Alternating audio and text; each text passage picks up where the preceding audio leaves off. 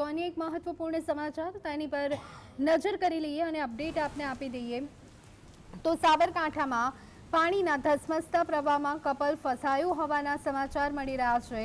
ઈડરના વાડિયાવીર અને ભૂતિયા ગામ વચ્ચેની નદીની આ ઘટના છે કે જ્યાં પાણીના ધસમસતા પ્રવાહમાં યુગલ ફસાયું છે। કાર પાણીમાં ગરકાવ થઈ જતા યુગલ કાર પર ચડી ગયું હતું। ફાયર બ્રિગેડની ટીમ ઘટના સ્થળે પહોંચી છે અને કામગીરી હાથ ધરવામાં આવી છે। તો સાબરકાંઠાની આ ઘટના કે જ્યાં પાણીના ધસમસતા પ્રવાહમાં યુગલ ફસાયું હોવાના સમાચાર સામે આવી રહ્યા છે।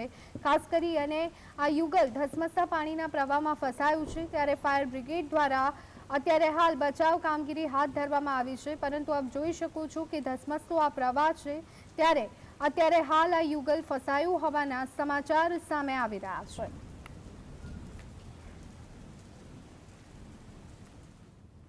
તો આ સંદર્ભે વધુ વિગત મેળવી લઈએ। સંવાદદાતા ક્ષિતિજ અમારી સાથે જોડાઈ ગયા છે।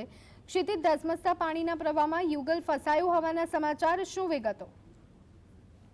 ધ્વની, સાબરકાંઠા જિલ્લાના ઈડર તાલુકા વડિયાવીર પાસેની ઘટના છે જ્યાં અમદાવાદથી લોકાચારે પરિવાર આવ્યું હતું। જેમાં બે લોકો કારનો જે ડીપ હતો તેમાંથી કાર નીકાળવા માટે ગયા હતા ત્યારે ડીપમાં સીધી કાર પાણીમાં ખેંચાઈ હતી। પાણીના ધસમસતા પ્રવાહમાં કાર ખેંચાઈ હતી ત્યારે બંને વ્યક્તિઓ કારના બોનેટ ઉપરની સાઈડે ચડી ગયા હતા। કાર આખી પાણીમાં ગરકાવ થઈ ગઈ હતી ત્યારે આજુબાજુના લોકોનું ધ્યાન જતા તે લોકો ત્યાં દોડી આવ્યા હતા। એ લોકોને બચાવવા માટે પ્રયાસ કર્યા હતા પરંતુ પાણીનો પ્રવાહ એટલો હતો કે બચાવ માટે તે લોકો નિષ્ફળ નીવડ્યા હતા।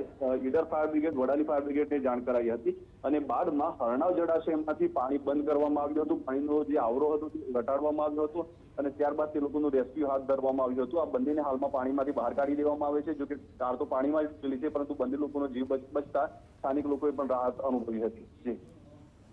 જી આભાર ક્ષિતિજ, અમારી સાથે જોડાવા બદલ અને સમગ્ર માહિતી આપવા બદલ।